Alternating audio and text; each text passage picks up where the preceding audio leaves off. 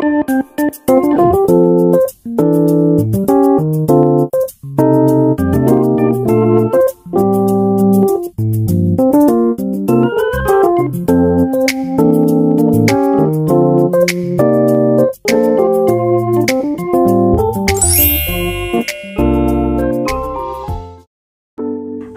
assalamualaikum warahmatullahi wabarakatuh.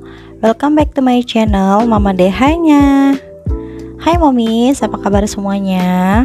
Semoga selalu dalam lindungan Allah Subhanahu wa taala. Amin. Alhamdulillah, kali ini aku masih bisa share ke momis semua untuk budget planning aku di bulan Desember mendatang. Sebelumnya aku mau ucapin selamat dulu ya buat pemenang giveaway perdanaku yang kemarin. Selamat buat momis, semoga hadiahnya bermanfaat dan lebih semangat lagi belajar budgeting.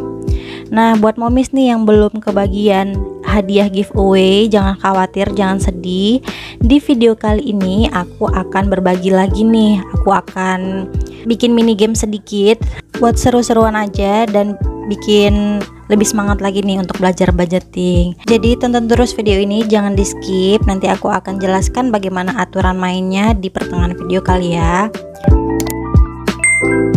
Nah, biasanya aku tuh sebelum gajian pasti membuat budget planning dulu ya. Karena kan gajian itu kan di akhir, bener-bener di akhir tanggal bulan itu. Sebelumnya aku mau disclaimer dulu bahwa aku ini bukanlah seorang ahli dalam keuangan ya moms. Cuman aku tuh hanya share pengalaman pribadi aku. Semoga mudah-mudahan bisa bermanfaat buat momis. Dan memungkinkan juga nih, semua yang aku share di dalam sini tuh belum tentu sesuai dengan pendapat momis ya. Jadi ambil saja hal-hal positifnya dan buang hal-hal yang negatifnya gitu ya moms. Aku mau mengingatkan lagi ya momis, pendapatan kita itu kan masing-masing berbeda. Di setiap wilayah itu kan pasti berbeda ya, UMR, gajinya. Terus harga kebutuhan pokoknya juga pasti berbeda. Selain itu pastikan di setiap orang tuh kan ada punya hutang ya. Ada yang anaknya 5, ada anaknya masih bayi. Pastikan kebutuhannya berbeda-beda ya moms. Jadi jangan samakan kebutuhan kita dengan kebutuhan orang lain. Apalagi soal gaji itu kan pasti relatif ya.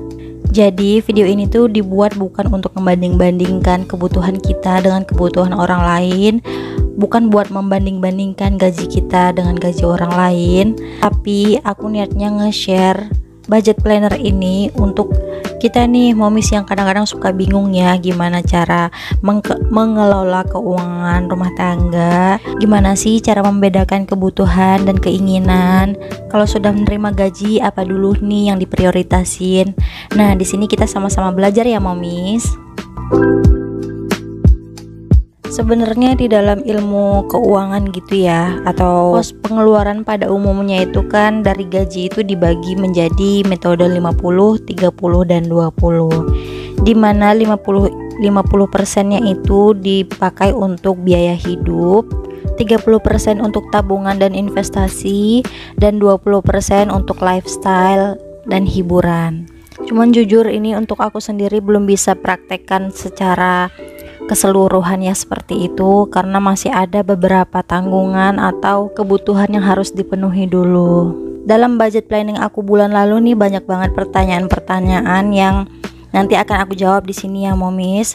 Pertama soal income. Income di sini adalah nafkah yang aku terima dari suami untuk memenuhi kebutuhan sehari-hari di rumah, dan itu sudah bersih di luar dari kebutuhan suami seperti untuk biaya kuota, transportasi, bensin kayak gitu ya. Itu tidak termasuk dalam income yang 6 juta ini. Jadi makanya aku tidak bikin budget untuk kebutuhan suami ya moms.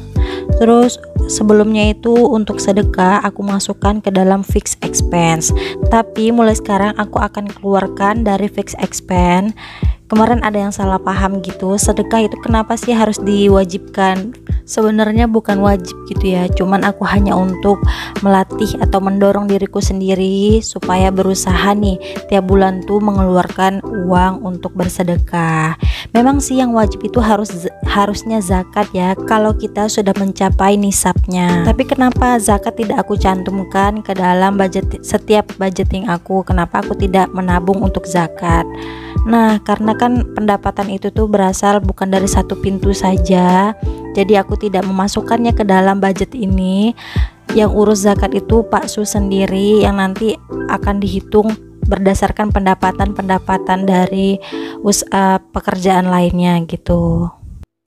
Lanjut ke pertanyaan yang mendominasi nih ketiga. Kok wifi-nya murah banget, hanya 125.000 sebulan? Kok bisa? Pakai wifi apa?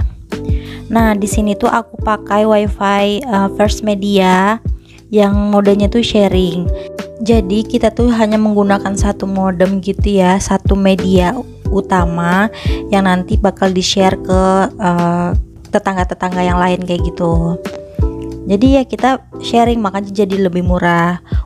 Untuk kecepatannya sendiri alhamdulillah stabil dan lancar aja gitu kalau kita internetan gitu. Nah, untuk anggaran sendiri itu juga agak berbeda ya dengan bulan sebelumnya. Di sini ada beberapa item yang ditambahkan dari bulan-bulan sebelumnya. Contohnya itu seperti KPR. Biasanya untuk pembayaran KPR itu aku ambil dari pendapatan sampingan. Nah, namanya juga pendapatan sampingan ya, kadang naik, kadang turun, kadang biasa-biasa aja gitu. Jadi di bulan ini harus mengambil dari budgeting yang sedang aku susun ini. Selain itu juga variabel expense-nya juga ada bertambah untuk beli susu anak.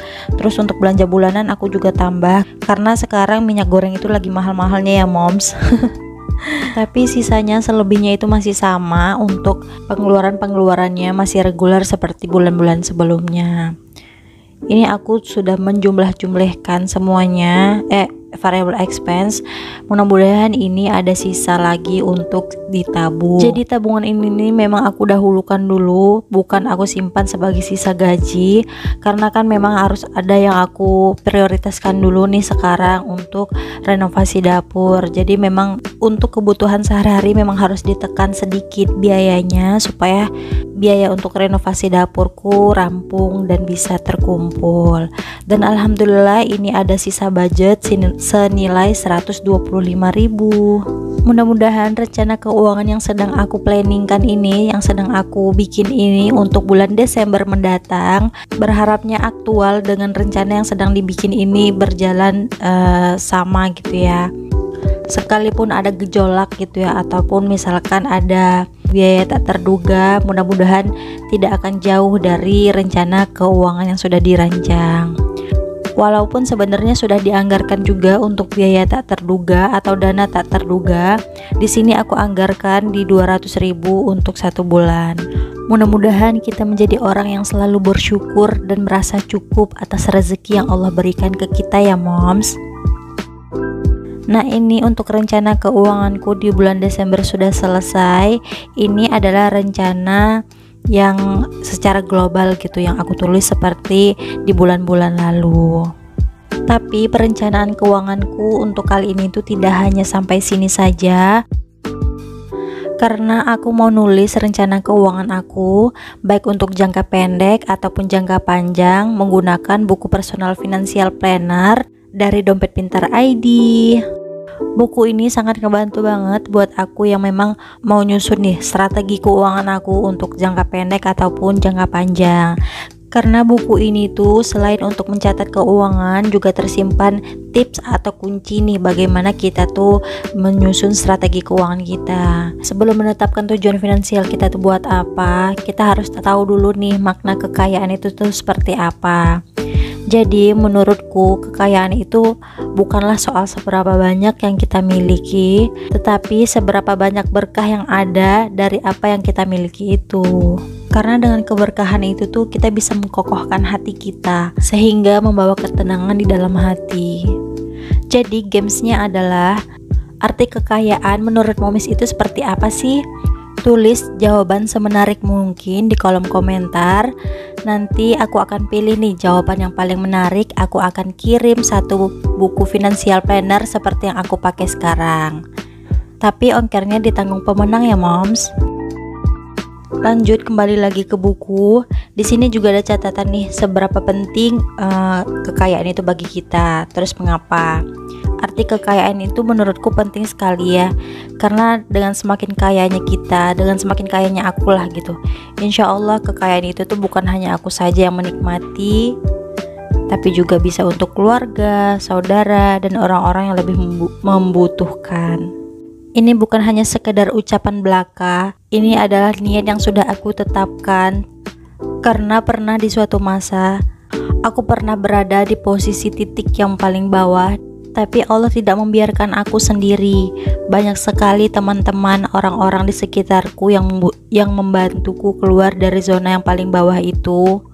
Itu menjadi momen dan pengalaman yang paling berharga yang akan aku ambil hikmahnya.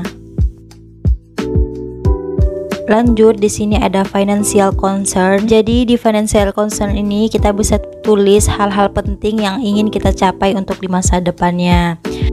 Untuk sekarang itu aku pengen fokus untuk 2 hal dulu. Pertama itu untuk tabungan renovasi dapur, mudah-mudahan segera terkumpul. Kemudian yang kedua itu untuk meningkatkan tabungan pendidikan anak-anak, karena berhubung Dehan tahun depan sudah mulai sekolah, jadi ini harus digenjot lagi tabungan untuk sekolah anak-anak. Next, ini ada financial goals. Jadi ini tuh adalah capaian atau target kita, baik untuk jangka pendek ataupun jangka panjang. Nah, untuk jangka pendek atau untuk dalam kurun waktu 1 tahun, aku tuh pengen banget punya tabungan emas dan logam mulia. Selanjutnya untuk jangka tengah, aku tuh pengen sekali punya mobil gitu ya untuk transportasi keluarga. Terus untuk jangka panjang di sini aku tulis pengen punya usaha sampingan yang bisa dikerjakan dari rumah. Terus yang hebatnya lagi nih di buku planner ini tuh yang gak kepikiran sama sekali buat aku, dia itu ngebantu kita nih untuk mencapai goals kita jangka pendek misalkan. Jadi di buku ini tuh kita bisa menulis nih action step atau langkah-langkah kita yang bisa kita lakukan supaya goals atau mimpi kita itu terwujud atau tercapai gitu ya. Di sini kan impianku itu kan pengen beli mobil gitu ya. Jadi action steps atau langkah-langkah yang bisa kita lakukan adalah dengan rutin menabung dan punya usaha sampingan supaya tabungan untuk mobilnya cepat terkumpul. Selanjutnya di sini kita bisa hitung kekayaan yang kita miliki atau aset-aset yang kita punya gitu. Di sini aku tulis dengan tabungan, rumah, dan kendaraan motor. Kemudian untuk menyeimbangkannya, tulis juga tanggungan yang kita punya sekarang ini. Di sini tanggunganku adalah kontrakan dan KPR yang harus selalu dibayar gitu ya tiap bulannya. Lanjut, di dalam gambar kantong ini kita bisa mempersentasekan kebutuhan kita atau kategori pengeluaran kita ya. Di sini aku bagi menjadi 4 kategori pengeluaran yang biasanya aku lakukan, yaitu 50%-nya untuk biaya hidup, 20% untuk tabungan dan investasi, 20% untuk hiburan, dan 10%-nya lagi untuk amalia. Untuk halaman selanjutnya ada kategori pengeluaran. Nah, ini nanti aku akan isi kalau nanti sudah melakukan transaksi atau aktivitas keuangan. Nanti aku akan tulis di sini apa saja sih yang sudah aku keluarkan, uangnya aku pakai buat apa aja gitu. Di halaman selanjutnya kita bisa tulis pemasukan atau pendapatan yang kita peroleh gitu. Bisa untuk pemasukan tetap biasanya kita tulis dengan income atau gaji tetap.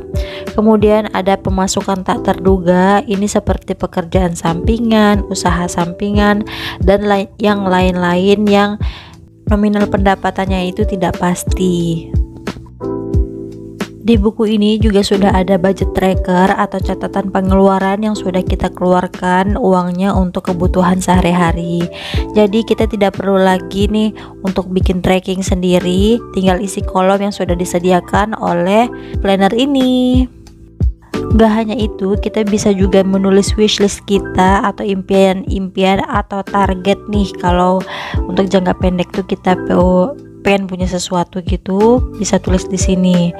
Jadi bukunya itu lengkap banget yang tidak terpikirkan sebelumnya olehku untuk menulis target-target kita di masa akan datang atau untuk masa depan.